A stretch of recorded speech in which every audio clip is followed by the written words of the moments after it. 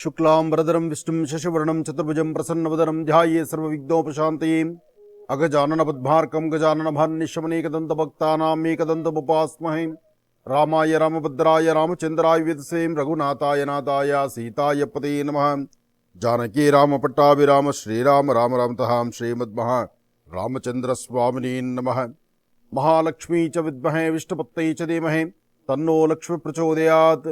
ಮಿಥುನ ರಾಶಿ ಮಿಥುನ ಲಗ್ನ. ಮಿಥುನ ರಾಶಿ ಮಿಥುನ ಲಗ್ನದಲ್ಲಿರ್ತಕ್ಕಂಥವ್ರಿಗೆ ಬುಧ ಇರ್ತಕ್ಕಂಥ ಆಸ್ಥಾನ ಚೆನ್ನಾಗಿದ್ದು ಸ್ವಂತ ಬುದ್ಧಿ ಸ್ವಂತ ಜ್ಞಾನದಿಂದಲೇ ತಾವು ಏನು ಸಂಕಲ್ಪ ಮಾಡಿದ್ರು ಆ ಸಂಕಲ್ಪವನ್ನು ಪರಿಪೂರ್ತಿ ಮಾಡ್ಕೊಳ್ತೀರಿ. ಭೂಮಿಗೆ ಸಂಬಂಧಪಡ್ತಕ್ಕಂಥ ವಿಚಾರದಲ್ಲಿ ಲಾಭವನ್ನು ಗಳಿಸ್ತೀರಿ.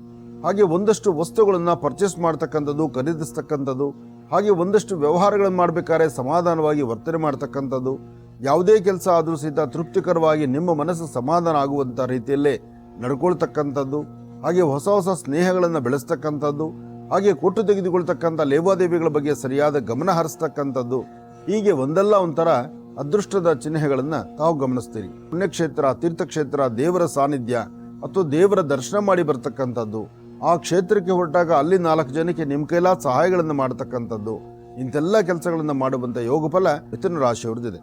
ಶುಕ್ರನ ಒಂದಷ್ಟು ವಿಶೇಷತೆಗಳಿರೋದ್ರಿಂದ ನಿಮ್ಮ ಮುಖದ ವರ್ಚಸ್ಸು, ತೇಜಸ್ಸು, ತಾವು ಮಾಡುವಂಥ ಕೆಲಸ ಕಾರ್ಯಗಳು, ತಮ್ಮಲ್ಲಿರ್ತಕ್ಕಂತಹ ಅಥವಾ ಆಗು ಹೋಗುವಂಥ ಬದಲಾವಣೆಗಳನ್ನು ಅಂದರೆ ಹೆಚ್ಚಿನ ಫಲಗಳನ್ನು ಸಿದ್ಧಿಪಡಿಸ್ಕೊಳ್ತಕ್ಕಂಥ ಯೋಗ ಫಲ ಇದೆ. ತೃಪ್ತಿಕರವಾದಂತಹ ಬದುಕನ್ನು ಕಟ್ಕೊಳ್ಬೇಕಾದಂಥ ನಿಮಗೆ ಒಂದಷ್ಟು ಮಾನಸಿಕವಾದಂತಹ ಒತ್ತಡಗಳು ಎದುರಾಗಬಹುದು. ಒಂದಿಷ್ಟು ಲಾಭದ ಕ್ಷಣಗಳು ಇದೆ. ಹಾಗೆ ನಿಮ್ಮ ಕುಟುಂಬದಲ್ಲಾಗುವಂತಹ ಸಣ್ಣ ಪುಟ್ಟ ಸಮಸ್ಯೆಗಳಿಗೆ ಒಂದಷ್ಟು ಪರಿಹಾರ ಮಾರ್ಗವಾಗಿ ಮನೆ ದೇವರ ಪ್ರಾರ್ಥನೆ ಮಾಡತಕ್ಕಂಥದ್ದು, ದೇವರ ಕೃಪಾಶೀರ್ವಾದವನ್ನು ಪಡಿತಕ್ಕಂಥದ್ದು ಅದು ಮತ್ತಷ್ಟು ವಿಶೇಷವೇ ಸರಿ. ನೀವು ಮಾಡುವಂತಹ ಕೆಲಸ ಕಾರ್ಯಗಳಲ್ಲಿ ಒಂದಷ್ಟು ಬದಲಾವಣೆಯನ್ನು ತಂದುಕೊಳ್ಬೇಕು. ವ್ಯಾಪಾರ ವ್ಯವಹಾರಗಳ ಕಡೆ ಹೆಚ್ಚು ಗಮನ ಕೊಡಬೇಕು. ಹಾಗೆ ವೃತ್ತಿಯಲ್ಲಿ ಒಂದು ಅಭಿವೃದ್ಧಿಯನ್ನು ಕಂಡುಕೊಳ್ಬೇಕು. ನಿಮ್ಮ ವ್ಯವಹಾರಗಳನ್ನು ಏನೇ ಮಾಡಬೇಕಾದರೂ ಸ್ವಲ್ಪ ತಾಳ್ಮೆಯಿಂದ ವರ್ತನೆ ಮಾಡಬೇಕು. ವಿದ್ಯಾರ್ಥಿನಿಯರು ಓದೋದ್ರ ಕಡೆ ಹೆಚ್ಚು ಗಮನ ಕೊಡಬೇಕು. ಸ್ವಲ್ಪ ಜವಾಬ್ದಾರಿ ಬೇಕು, ಜಾಗ್ರತೆ ಬೇಕು. ಹಾಗೆ ಯಾವುದೇ ಕೆಲಸ ಕಾರ್ಯ ಮಾಡಬೇಕಾದರೂ ಸ್ವಲ್ಪ ಯೋಚನೆ ಮಾಡಿ ಒಂದು ಹೆಜ್ಜೆ ಮುಂದಕ್ಕಾಗಿ. ವ್ಯವಹಾರಗಳನ್ನು ಅಚ್ಚುಕಟ್ಟಾಗಿ ನಿಭಾಯಿಸಬೇಕಾದ್ರೆ ಮೊದಲು ಕುಲದೇವರ ಅನುಗ್ರಹ ಬಹಳ ಮುಖ್ಯವಾಗಿರ್ತಕ್ಕಂಥದ್ದು. ಫಲಗಳನ್ನು ಸಿದ್ಧಿಪಡಿಸ್ಕೊಳ್ಬಹುದು.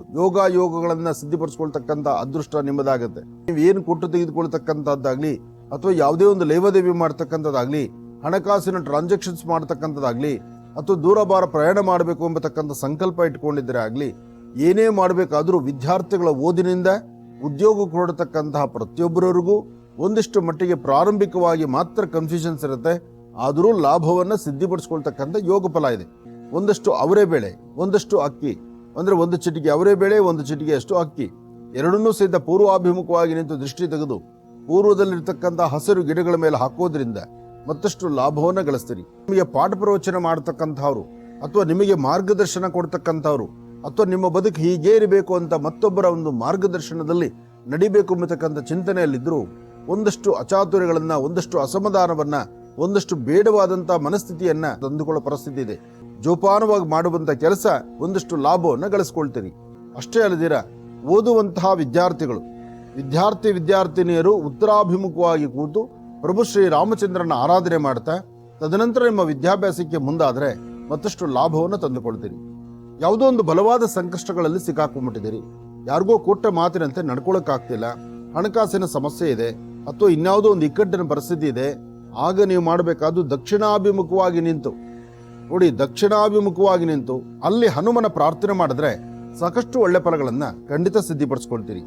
ಪ್ರಭು ಶ್ರೀ ರಾಮಚಂದ್ರನ ಆರಾಧನೆ, ಹನುಮನ ಆರಾಧನೆಯಿಂದ ಬಹಳ ವಿಶೇಷವಾದಂತಹ ಲಾಭವನ್ನು ತಾವು ಸಿದ್ಧಿಪಡಿಸ್ಕೊಳ್ಬಹುದು. ವ್ಯಾಪಾರ ವ್ಯವಹಾರ, ವೃತ್ತಿ ಧರ್ಮದ ಅಭಿವೃದ್ಧಿ ಅಥವಾ ಕೆಲಸ ಕಾರ್ಯಗಳಲ್ಲಿ ಏನೋ ಒಂದು ಬದಲಾವಣೆ, ಹಾಗೆ ಏನೋ ಒಂದು ಸಾಧನೆ ಮಾಡಬೇಕು, ಸಾಧಿಸಬೇಕು ಎಂಬತಕ್ಕಂಥದ್ದನ್ನ ನಿಮ್ಮ ಮನಸ್ಸಲ್ಲಿ ಸಂಕಲ್ಪ ಇದೆ. ಆದರೆ ಏನೇನೂ ಮಾಡ್ಲಿಕ್ಕೆ ಆಗದಂತ ರೀತಿಯಲ್ಲಿದೆ. ಯಾಕೆಂದ್ರೆ ಜೊತೆಯಲ್ಲಿರ್ತಕ್ಕಂಥವ್ರು ನಿಂದನೆ ಮಾಡತಕ್ಕಂಥದ್ದು, ನಿಮ್ಮ ಮನಸ್ಸು ಚಂಚಲತೆಯಿಂದ ಏನು ಮಾಡಬೇಕೋ ಅದನ್ನು ಬಿಟ್ಟು ಬೇರೆಲ್ಲ ಕೆಲಸದ ಕಡೆ ಗಮನ ಕೊಡ್ತಕ್ಕಂಥದ್ದು, ಬಹಳ ಅತಿಯಾದಂಥ ವೇಗವಾಗಿ ಚಲಿಸುವಂಥದ್ದು ಅಥವಾ ತಗೊಳ್ಳುವಂಥ ನಿಲುವು ಯಾರೊಬ್ಬರನ್ನೂ ಮಾತಾಡದಿರ ನೀವೇ ನಿಲುವು ತಂದುಕೊಂಡು ಅದನ್ನು ಪುನಃ ಕಣ್ಣೀರಾಕುವಂಥ ಪರಿಸ್ಥಿತಿ ಆಗುವಂಥದ್ದು, ಅಂಗೈಯಗಲ ಭೂಮಿ ಇದ್ರೂ ಆ ಭೂಮಿಗೆ ಸಂಬಂಧಪಟ್ಟ ಸಮಸ್ಯೆ ಏನೋ ಒಂದು ಎದುರಾಗುವಂಥದ್ದು, ಒಂದಷ್ಟು ನಷ್ಟದ ಕ್ಷಣ ಅಂತಂದರೆ ತಪ್ಪಲ್ಲ. ಆ ನಷ್ಟ ಎಂಬತಕ್ಕಂಥದ್ದು, ಅಸಮಾಧಾನ ಎಂಬತಕ್ಕಂಥದ್ದು ಯಾವಾಗ ಯಾವ ಕ್ಷಣಕ್ಕೆ ಬೇಕಾದ್ರೂ ಎದುರಾಗ್ಬೋದು. ಮೊದಲು ಸೂರ್ಯನಾರಾಯಣನಿಗೆ ಪ್ರಾರ್ಥನೆ ಮಾಡಿ ಓಂ ನಮೋ ನಾರಾಯಣಾಯ, ಓಂ ನಮೋ ನಾರಾಯಣಾಯ, ಓಂ ನಮೋ ನಾರಾಯಣ ಅಂದರೆ ಶ್ರೀ ಮಹಾವಿಷ್ಣುನೂ ಪ್ರಾರ್ಥನೆ ಮಾಡಬೇಕು. ಅಂದರೆ ಸಾಧ್ಯವಾದಷ್ಟು ಮೌನದಿಂದಿರಿ. ಯಾರೊಬ್ಬರ ಮೇಲೂ ನಿಮ್ಮ ಮಾತು ಬೇಡ, ನಿಮ್ಮ ಗದಾಪ್ರಹಾರ ಬೇಡ. ಇನ್ನೊಬ್ಬರ ಮಾತಿಗೆ ನೀವು ಹೋಗಬಾರ್ದು, ಅವರ ಮಾತು ನಿಮಗೆ ಬರಬಾರದು. ಅಂದರೆ ತಾಳ್ಮೆ ಬೇಕು, ಸಮಾಧಾನ ಬೇಕು. ಯಾವುದೇ ವಿಚಾರವನ್ನಾದರೂ ಸ್ವಲ್ಪ ನಿಶಬ್ದತೆಯಿಂದ ಆಲೋಚನೆ ಮಾಡಬೇಕು. ಯಾಕೆಂದರೆ ಎಲ್ಲ ವಿಚಾರಗಳಲ್ಲೂ ರೌದ್ರತನ ಇದೆ, ಮುಂಗೋಪ ಇದೆ. ಆ ಮೂಗಿನ ತುದಿಯಲ್ಲಿರ್ತಕ್ಕಂಥ ಕೋಪ ನಿಮ್ಮನ್ನ ಎಲ್ಲೋ ಒಂದು ಕಡೆ ದಾರಿ ತಪ್ಪಿಸಿ ನಡೆಸುತ್ತೆ. ತಾಳ್ಮೆಯಿಂದ ವರ್ತನೆ ಮಾಡಿದ್ರೆ ಅದರ ಫಲಾಫಲಗಳು ಖಂಡಿತ ನಿಮ್ಮದಾಗತ್ತೆ. ಬೆನ್ನೋವು ಕಾಣಿಸುವಂತಹದ್ದು ಮತ್ತೆ ಯಾವುದೇ ಕೆಲಸ ಮಾಡಲಿಕ್ಕೂ ಮೂಡ್ ಇಲ್ದಿರ ಇರತಕ್ಕಂಥದ್ದು, ಒಂಥರ ಮೈಂಡಲ್ಲಿ ಬೇರೆ ಥರ ಡಿಸ್ಟರ್ಬೆನ್ಸ್ ಎದುರಾಗುವಂಥ ಲಕ್ಷಣಗಳು ಸಾಕಷ್ಟು. ಅದಕ್ಕಾಗಿ ಒಂದು ಚಿಟಿಗೆಯಷ್ಟು ತೊಗರಿ ಬೇಳೆ, ಒಂದು ಚಿಟಿಗೆಯಷ್ಟು ಅವರೇ ಬೇಳೆ, ಒಂದು ಚಿಟಿಗೆಯಷ್ಟು ಉಪ್ಪು, ಈ ಮೂರೂ ಧಾನ್ಯವನ್ನು ತೆಗೆದುಕೊಂಡು ಮೂರು ಪದಾರ್ಥವನ್ನು ದಕ್ಷಿಣಾಭಿಮುಖವಾಗಿ ನಿಂತು ದೃಷ್ಟಿ ತೆಗೆದು ದಕ್ಷಿಣಕ್ಕೆ ಹಾಕೋದ್ರಿಂದ ಸ್ವಲ್ಪ ಶಾಂತಿ ನೆಮ್ಮದಿ ಆಗುತ್ತೆ. ಅದ್ರ ಜೊತೆಗೆ ಸಾಧ್ಯವಾದರೆ ಅಪ್ಪಟ ಶ್ರೀಗಂಧ ಚಕ್ಕೆಯಿಂದ ಗಂಧವನ್ನು ತೆಗೆದು ಒಂದಿಷ್ಟು ಗಂಧವನ್ನು ಉಂಗುರದ ಬೆರಳಿಗೆ ಗಂಧವನ್ನು ಹಚ್ಚಿಕೊಂಡು ಆ ಗಂಧವನ್ನು ಮಹಾವಿಷ್ಣುವಿನ ಪಾದಕ್ಕೆ ಹಚ್ಚಿ ಉಳಿದಂಥ ಗಂಧವನ್ನು ಅದೇ ಬೆರಳಿನಿಂದ ಒಂಚೂರು ಹಣೆಗೆ ಹಚ್ಕೊಳ್ಳೋದ್ರಿಂದ ನಿಮ್ಮ ಸಮಸ್ಯೆಗಳಿಗೊಂದು ಸೂಕ್ತವಾದ ಪರಿಹಾರವನ್ನು ಆಗಿಂದಾಗಲೇ ಕಂಡುಕೊಳ್ತೀರಿ. ಚಂದ್ರ ಇರ್ತಕ್ಕಂಥ ಆಸ್ಥಾನ ಚೆನ್ನಾಗಿರೋದ್ರಿಂದ ಶಾಂತಿ ಸಮಾಧಾನವನ್ನು ನಿಮ್ಮದಾಗಿಸ್ಕೊಳ್ಳೋದ್ರ ಬಗ್ಗೆ, ಹಾಗೆ ಯಾವುದೇ ಕೈಂಕರ್ಯಗಳನ್ನ ಕೆಲಸಗಳನ್ನು ಮಾಡಬೇಕಾದ್ರೂ ತಾಳ್ಮೆಯಿಂದ ವರ್ತನೆ ಮಾಡುವಂತ ಮನಸ್ಸು ನಿಮ್ಮದಾಗಿದ್ರೆ ಹೆಚ್ಚಿನ ಫಲವನ್ನ ಖಂಡಿತ ಸಿದ್ಧಿಪಡಿಸ್ಕೊಳ್ತೀರಿ. ಯಾರನ್ನು ನಂಬೋದು ಬೇಡ, ಯಾರೊಬ್ಬರಿಗೆ ಜವಾಬ್ದಾರಿ ಕೊಡ್ತಕ್ಕಂಥದ್ದು ಬೇಡ, ಅಥವಾ ಯಾರೊಬ್ಬರನ್ನ ನಂಬಿ ಹಣಕಾಸಿನ ವಿಚಾರದಲ್ಲಿ ಸ್ವಲ್ಪ ನೀವು ಎಚ್ಚರಿಕೆ ಇಲ್ದಿರ ನೀವು ಮುಂದೆ ನಡೆದ್ರೆ ಅಲ್ಲಿ ಲಾಸ್ ಆಗುವಂತ ಲಕ್ಷಣಗಳಿದೆ. ಆದಷ್ಟು ಜವಾಬ್ದಾರಿ ಇರಲಿ. ಕೊಟ್ಟು ತೆಗೆದುಕೊಳ್ತಕ್ಕಂಥ ಲೇವಾದೇವಿಗಳಾಗಿರ್ಲಿ, ಕಾಗದ ಪತ್ರಗಳಿಗೆ ಸಹಿ ಆಗ್ತಕ್ಕಂಥದ್ದಾಗಿರ್ಲಿ, ಹೊಸದಾಗಿ ಮಾಡುವಂಥ ಬಿಸ್ನೆಸ್ ಆಗಿರಲಿ, ಅಥವಾ ಯಾರೋ ಒಬ್ಬರು ನಂಬಿ ನೀವು ಮುಂದೆ ನಡೆಯತಕ್ಕಂಥದ್ದಾಗಲಿ, ಒಡ ಹುಟ್ಟಿದವರಿಂದ ಹಿಡಿದು ಜೊತೆಯಲ್ಲಿರ್ತಕ್ಕಂಥವ್ರ ತನಕ ಅವರು ಹೇಳುವ ಮಾತು ನಿಮಗೆ ಅರ್ಥವಾಗಲ್ಲ, ನಿಮ್ಮ ಮಾತು ಅವ್ರಿಗೆ ಅರ್ಥವಾಗಲ್ಲ. ಅಂದರೆ ನಿಮ್ಮದೇ ಆದಂಥ ಪ್ರತ್ಯೇಕವಾದಂತಹ ಒಂದು ಮಾರ್ಗ, ಪ್ರತ್ಯೇಕವಾದಂತಹ ಒಂದು ದಾರಿಯಲ್ಲಿ ನಡೆಯುವಂಥ ಪರಿಸ್ಥಿತಿಗಳದಿದೆ. ನಾನು ನಂದು ಅಂತಲೋ ಮದ ಮಾತ್ಸರ್ಯದಿಂದ ನಡ್ಕೊಳ್ತಕ್ಕಂಥದ್ದು, ಅಥವಾ ಕೆಲವೊಮ್ಮೆ ಬೇಡವಾದ ವಿಚಾರಗಳನ್ನ ತಲೆ ತುಂಬಿಕೊಂಡು ಇರ್ತಕ್ಕಂಥ ಸುಖ, ಸಂತೋಷ, ನೆಮ್ಮದಿಯನ್ನು ಕಳ್ಕೊಳ್ಳುವಂಥದ್ದು, ಇದೆಲ್ಲ ಎದುರಾಗುವಂತಹ ಕಾರಣ ಏನಪ್ಪಾ ಅಂದ್ರೆ ಇಲ್ಲಿ ರಾಹು ಇರ್ತಕ್ಕಂಥ ಸ್ಥಾನ ಜೊತೆಗೆ ಶನಿ ಇರ್ತಕ್ಕಂಥ ಆಸ್ಥಾನದಿಂದ, ರಾಹು ಮತ್ತೆ ಶನಿಯಿಂದ ಉಂಟಾಗ್ತಿರ್ತಕ್ಕಂಥ ದೋಷಗಳಿಂದ ನೆಮ್ಮದಿ ಕಾಣದಂತ ರೀತಿಯಲ್ಲಿದ್ದೀರಿ. ಆದರೆ ಇನ್ನು ಮುಂಬರತಕ್ಕಂತಹ ದಿನದಲ್ಲಿ ಒಂದಷ್ಟು ಬದಲಾವಣೆ ಕಾಣುತ್ತೆ. ಆ ಬದಲಾವಣೆ ಕಾಣೋದಕ್ಕೂ ಮುನ್ನ ಒಂದಷ್ಟು ತೀರ್ಥಕ್ಷೇತ್ರ, ಪುಣ್ಯಕ್ಷೇತ್ರ, ಸಮುದ್ರ, ಹಾಗೆ ಇಂತಹ ಒಂದು ಕ್ಷೇತ್ರಗಳಲ್ಲಿ ಹೋಗಿ ಒಂದು ಸ್ನಾನ ಮಾಡಿ ಅಲ್ಲೊಂದಿಷ್ಟು ಪೂಜೆ ಪುನಸ್ಕಾರಗಳನ್ನು ಮಾಡ್ತಕ್ಕಂಥದ್ದು, ತಂದೆ ತಾಯಿ ಪಾದ ಸೇವೆ ಮಾಡ್ತಕ್ಕಂಥದ್ದು, ಹಾಗೆ ಶನೇಶ್ವರನ ಮಂದಿರಕ್ಕೆ ಬಂದು ಅಲ್ಲಿ ತೈಲಾಭಿಷೇಕ ಮಾಡಿಸ್ತಕ್ಕಂಥದ್ದು, ಇಂತಹ ಕಾಯಕಕ್ಕೆ ಮುಂದಾದರೆ ಖಂಡಿತ ಸ್ವಲ್ಪ ಮಟ್ಟಿಗೆ ಶಾಂತಿ ನೆಮ್ಮದಿಯನ್ನ ನಿಮ್ಮದಾಗಿಸ್ಕೊಳ್ತೀರಿ. ಯಾವುದೇ ವೃತ್ತಿಧರ್ಮದಲ್ಲಿದ್ದರೂ ನಿಮ್ಮ ವ್ಯವಹಾರಗಳನ್ನು ಶನೇಶ್ವರನ ಮಹಾಮಂತ್ರವನ್ನೂ ಪಠನೆ ಮಾಡಬೇಕು, ದುರ್ಗಾದೇವಿಯ ಮಂತ್ರವನ್ನೂ ಪಠನೆ ಮಾಡಬೇಕು.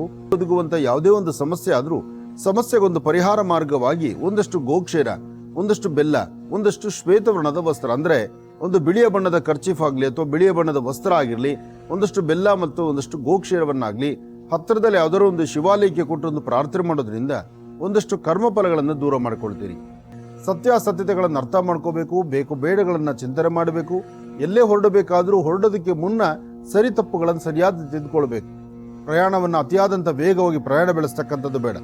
ಹಾಗೆ ಯಾವುದೋ ಒಂದು ಒಲ್ಲದ ಗಂಡನಿಗೆ ಮೊಸರಿನಲ್ಲಿ ಕಲ್ಲು ಅನ್ನೋಂಗೆ ಯಾರು ಏನು ಮಾತಾಡಿದ್ರು ಸಿದ್ಧ ಮಾತಾಡಿರ್ತಕ್ಕಂಥ ಮಾತುಗಳನ್ನೇ ತಲೆಯಲ್ಲಿ ಇಟ್ಕೊಂಡು ಇಲ್ಲದ ನೋವು ಅನುಭವಿಸೋದು ಬೇಡ. ಹಾಗೆ ಕೊಟ್ಟ ಮಾತಿನಂತೆ ನಡ್ಕೊಳ್ಳೋಕ್ಕಾಗಲಿಲ್ಲ ಎಂಬತಕ್ಕಂಥದ್ದರ ನೋವಿನಲ್ಲಿರ್ತಕ್ಕಂಥದ್ದು. ಹಾಗಾಗಿ ಇಂಥೆಲ್ಲ ಸಮಸ್ಯೆಗಳ ಮಧ್ಯದಲ್ಲಿ ನೀವೊಂದಷ್ಟು ಬದಲಾವಣೆ ತಂದುಕೊಳ್ಳಬಹುದಾದರೆ ನಿಮ್ಮ ಮನೆಯ ಸಮೀಪದಲ್ಲೋ ಅಥವಾ ನಿಮ್ಮ ಮಾರ್ಗ ಮಧ್ಯದಲ್ಲೋ ಎಲ್ಲಾದರೂ ಒಂದು ವಿಶೇಷವಾಗಿರ್ತಕ್ಕಂಥ ಬಿಳಿ ಎಕ್ಕದ ಗಿಡ ಇದ್ದರೆ, ಅರ್ಕವೃಕ್ಷ ಇದ್ದರೆ, ಆ ಬಿಳಿ ಎಕ್ಕದ ಗಿಡಕ್ಕೆ 11 ಪ್ರದಕ್ಷಿಣೆ ಮಾಡಿ 3 ಹೂಗಳನ್ನು ಕಿತ್ಕೊಂಡು ಒಂದು ಹೂವಲ್ಲಿ ದೃಷ್ಟಿ ತೆಗೆದು ಅಲ್ಲೇ ಹಾಕಬೇಕು. ಇನ್ನೆರಡು ಹೂವನ್ನು ಒಂದು ದೇವರ ಹತ್ರ ಇಡಬೇಕು, ಇನ್ನೊಂದು ಮಾತ್ರ ನಿಮ್ಮ ಪಾಕೆಟಲ್ಲಿ ಇರಬೇಕು. ಈ ಪ್ರಕಾರವಾಗಿ ನಡ್ಕೊಂಡಿದ್ದೆ ಆದರೆ ಒಂದಷ್ಟು ಶಾಂತಿ ಸಮಾಧಾನವನ್ನು ನಿಮ್ಮದಾಗಿಸ್ಕೊಳ್ತೀರಿ. ಒಳ್ಳೆಯದಾಗಲಿ, ಶುಭವಾಗಲಿ.